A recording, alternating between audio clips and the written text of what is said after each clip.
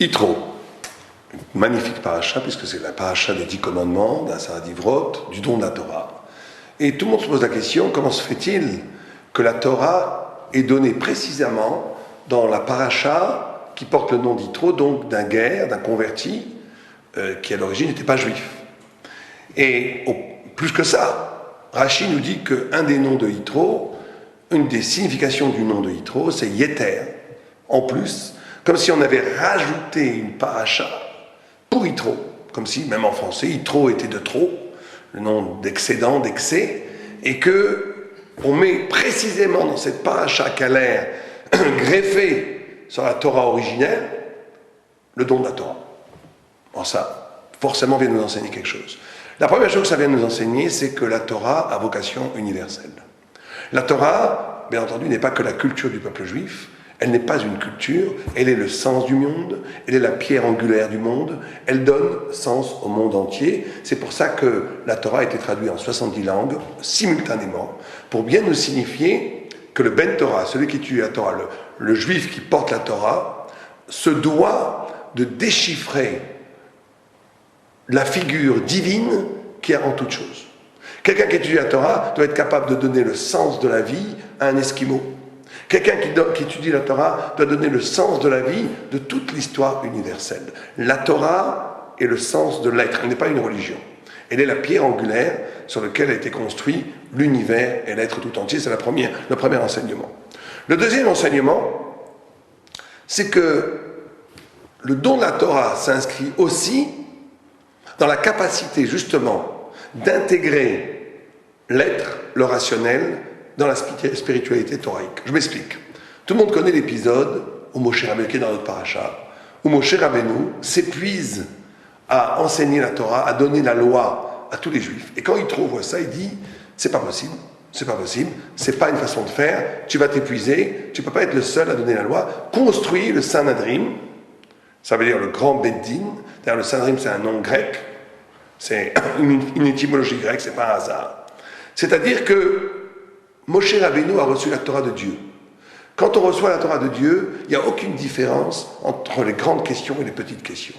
Est-ce qu'une cuillère qui a été trempée dans du lait, est-ce qu'elle devient taref si elle a été trempée dans du vin, dans la viande? Des petites questions comme ça sont aussi importantes, aussi cruciales que des questions de vie ou de mort. Parce que, bien entendu, tout le monde comprend que si c'est de la Torah, ça provient du souffle divin, ça vient de Dieu. Et dès qu'une parole vient de Dieu, il n'y a plus de hiérarchie.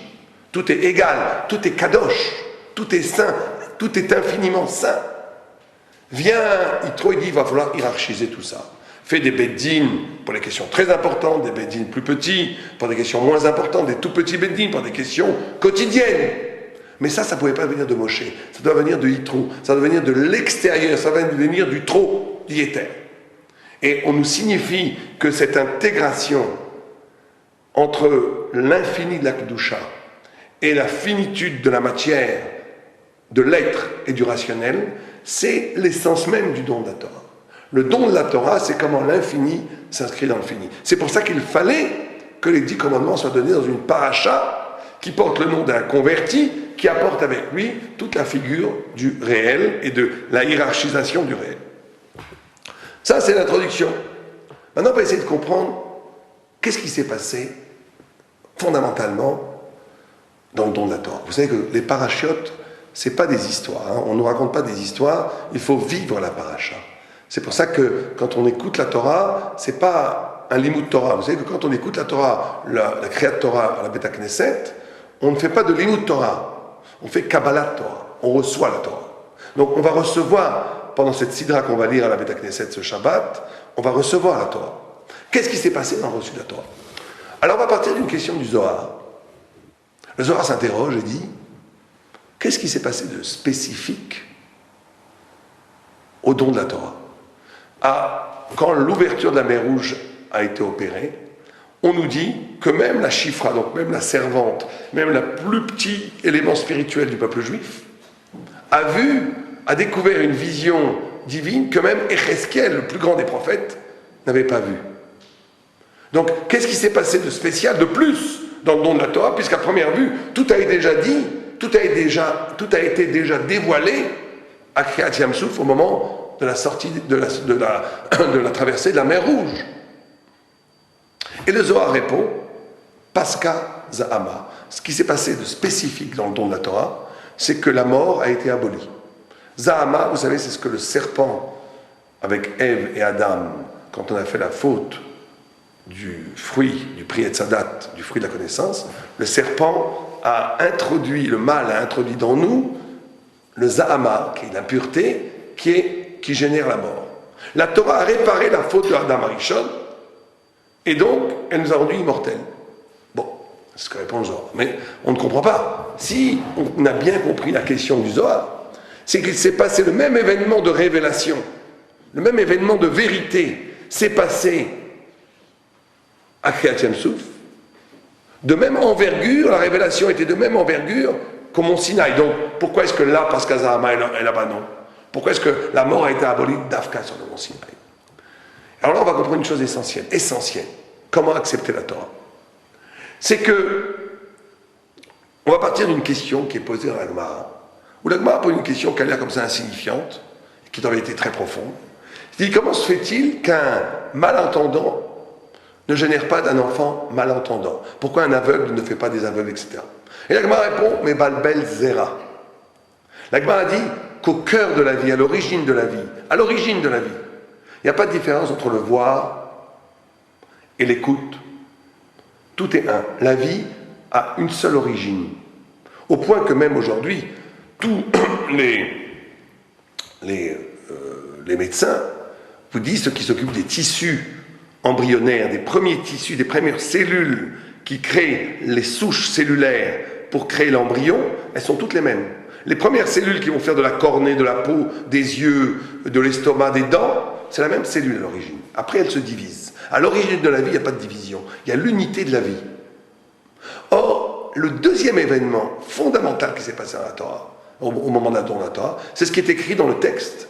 Rohim et Takolot. Ils ont vu les voix. Ils ont vu les voix. Ça veut dire quoi de voir l'audible et d'écouter le visible? C'est une confusion des sens. Mais ce n'est pas une confusion, c'est une clairvoyance des sens qui dépasse la division des sens. C'est ça le don de la Torah qui ne s'est pas passé au Kriyat Yam Souf. Alors il faut expliquer les choses comme ça. À Kriyat Yam Souf, on a vu la même révélation comme en Sinaï. Mais on a vu une révélation comme quelque chose d'extérieur. C'est comme si maintenant, vous voyez Dieu qui se révèle. Très bien, c'est magnifique, on voit l'immensité du savoir thoraïque, mais c'est quelque chose d'extérieur. C'est une vision, c'est un regard. Au mont Sinaï, l'événement sinaïque qui fonde la Torah elle-même, c'est qu'on a vu la Torah avec l'œil de la vie. L'œil de la vie, c'est-à-dire, ce n'est pas quelque chose d'extérieur. Ce n'est pas quelque chose que je contemple qui se passe à l'extérieur. L'événement de vérité qu'est la révélation sinaïque sur le mont Sinaï est un événement qui se passe au cœur même de mon être. Ça a été la jonction, le tissage entre la parole de la Torah et le peuple juif. C'est pour ça qu'à cet instant, le peuple juif est porteur lui-même de la Torah, il devient immortel. C'est plus chaillard de mourir, on ne peut plus mourir. Quand on est nous-mêmes événement de Torah, quand au cœur même de notre être, la Torah s'inscrit, comme la parole de Dieu est immortelle, le juif lui-même devient immortel. C'est ça l'événement majeur qui s'est passé au don de la Torah. C'est pour ça qu'on dit Rohim et Takolot, ils ont vu les voix. C'est ça qui nous a rendus immortels, c'est pour ça que Pascha Zahama. Et donc tout le monde doit comprendre que étudier la Torah, recevoir la Torah, c'est pas juste étudier la Torah comme quelque chose d'extérieur. L'ordre, les mitzvot, l'étude de la Torah doit réveiller en nous des dimensions d'être, des dimensions d'infini que nous portons au cœur même de notre identité juive. C'est ça, accepter et étudier la Torah, c'est ça être juif. C'est d'épanouir au cœur de notre identité des poches d'éternité, des lumières d'éternité. La troisième grand événement qui s'est passé quand on a reçu la Torah, c'est qu'on a dit Naaseh Benishma, nous ferons et après nous comprendrons. Et quand la Gemara dans Shabbat nous dit que quand le peuple juif a dit ça, les anges se sont exclamés, qui a révélé à mes enfants ce secret des anges? Qui a révélé à mes enfants ce secret des anges? quand ils ont dit on nous ferons, nous comprendrons, c'est pas simplement qu'ils ont dit bon, on fait confiance à Dieu, on va faire. Non. C'est qu'ils ont compris que l'homme est plus grand que son esprit. Ils ont compris que l'engagement à faire le bien, l'engagement, l'obligation à faire le bien est plus fondamental, plus ancien, plus original, plus originel que la faculté de penser. Que le juif, dans son identité, est toujours plus grand que ce qu'il est. Vous savez que ça, c'est une idée fondamentale. Que l'intelligence pour le peuple juif, c'est toujours être capable d'avoir la trace de l'absence. Vous savez que là, la Torah, c'était l'art de la connaissance. Or, il y a 4 vues, qu'est-ce que c'était l'art de la connaissance? Une vue dit que c'était le blé, une vue qui disait que c'était la figue, l'autre qui disait le raisin, et un qui disait l'étrog.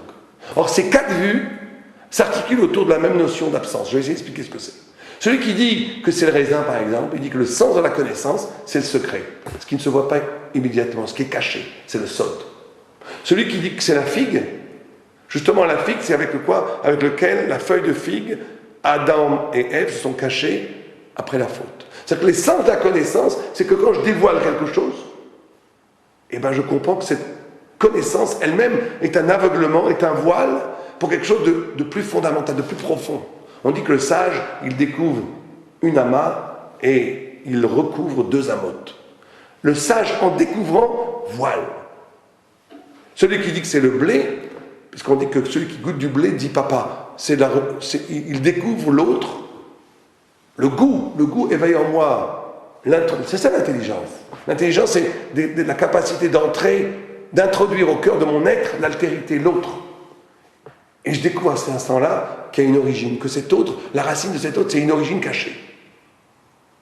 Et celui qui dit que l'étrog, vous savez que l'étrog, on dit qu'il a le même goût, que c'est le tronc et le fruit a le même goût, c'est-à-dire la notion du processus et du but sont unis, c'est la même chose. Encore une fois, c'est de faire l'union entre l'existence et le sens de l'existence. Ces 4 notions renvoient de façon différente, chacune bien entendu, mais renvoient à une même idée centrale, que la connaissance est cachée, que le vrai sens des choses est caché. Alors quand ils ont dit Naaseh Benishma, ils ont compris ça. Ils ont dit tout ce qu'on peut croire comprendre, ça sera toujours en dessous de l'infini, la racine infinie qui nourrit la connaissance. La connaissance est toujours au-delà de toute compréhension. C'est ça qui est magnifique. Celui qui a une connaissance limitée, la chair est triste. Il est limité, il croit tout comprendre, il n'a rien compris, c'est un bourricot, mais il s'est limité à la petite évidence conceptuelle première qui apparaît dans son cerveau. C'est l'idiot total. L'intelligent est toujours humble, parce qu'il sait que ce qu'il comprend est la clé, l'ouverture d'une dimension infiniment plus grande qui l'attend. Et il monte, et il monte, et il monte, et il monte. C'est ça, recevoir la Torah. Naaseh Benishma. Ils ont compris que, quoi qu'ils arrivent à concevoir, le lien à l'infini, le lien au bien, est plus grand. Et de façon plus profonde. Vous savez que pour la Torah, c'est exactement le contraire qui se passe. L'homme est capable de penser parce qu'il est lié au faire, parce qu'il est lié à l'obligation. La pensée apparaît au cœur même de la faculté de la liberté du bien et du mal. C'est parce que l'homme est un homme qui peut choisir le bien et le mal, c'est parce que l'homme est lié à l'obligation infinie de faire qu'il a la faculté de penser. C'est pas le contraire. C'est parce qu'il pense qu'il décide de faire le bien et le mal. Et ça, on l'expliquera peut-être une fois en profondeur, mais en tous les cas, c'est l'idée fondamentale de Naaseh Benishma. On va conclure. Le don de la Torah, c'est aussi, bien entendu, toute la Torah, mais c'est aussi les 10 commandements. Et les 10 commandements s'articulent autour de 5 commandements de l'homme à Dieu et 5 autres commandements de l'homme à l'homme. Et vous avez, bien entendu, un rapport énorme entre les 5 et 5. Le premier commandement nous dit « Je suis ton Dieu ». Le 6e qui est en face me dit « Tu ne tueras point, al tirtzar ». Tout le monde comprend que l'injonction « Je suis ton Dieu » induit un rapport à l'autre qui fait que je ne peux pas le tuer, je ne peux pas l'instrumentaliser. Je peux détruire un objet, je peux tuer un animal, parce qu'il n'est pas créé à l'image de Dieu. Mais il faut que je vois dans mon prochain l'image de Dieu. Ça veut dire quoi? C'est que l'autre n'est pas réductible à mon désir, à ce que je veux faire de lui. L'autre a une transcendance infinie, et je dois la respecter. Deuxième, tu n'auras pas d'idole, fidélité à Dieu, ne pas se disperser, ne pas éclater sa vie dans toute forme de schéma spirituel, avoir une unité de cheminement spirituel, être un avec Dieu. En face, l'otinaf, tu ne feras pas d'adultère, tu ne t'éparpilleras pas, tu ne trahiras pas la relation essentielle que tu as avec ta femme ou qu'une femme avec son mari. Troisième, tu ne prononceras pas le nom de Dieu en vain. En face, le huitième, tu ne voleras point. Ici, on parle d'un kidnapping, de ne pas kidnapper. Tu ne voleras point, les 10 commandements, c'est pas de voler des objets, c'est de voler des âmes. Et bien, celui qui prononce le nom de Dieu en vain, il vole et il profane la sacralité, ce qui est sacré dans le nom. Celui qui vole des âmes, celui qui kidnappe des gens, il profane leur liberté, leur place, il déplace l'endroit. Quatrième, ça c'est évident, Shabbat, tu respecteras Shabbat. En face, tu ne feras pas de faux témoignages.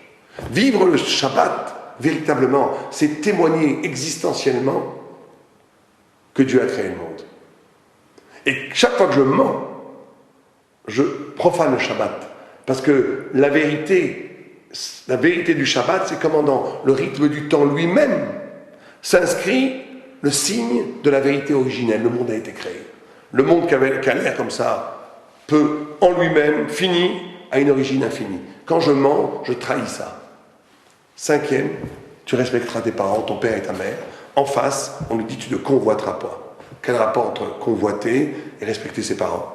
C'est que celui qui ne respecte pas ses parents, quand on dit respecter ses parents, c'est respecter qui on est, respecter l'origine d'où on vient, avoir de l'amour pour ce que je suis et ce qu'ils m'ont fait. Si j'ai pas ça, eh ben je vais me convoiter le bien des autres parce que je vais tellement mal dans ma peau que je vais dire ce que je ne suis ne me plaît pas, eh ben je vais essayer d'être à la place d'un autre et je vais perdre ma vie à jalouser et à convoiter, à essayer d'être quelqu'un que je ne suis pas.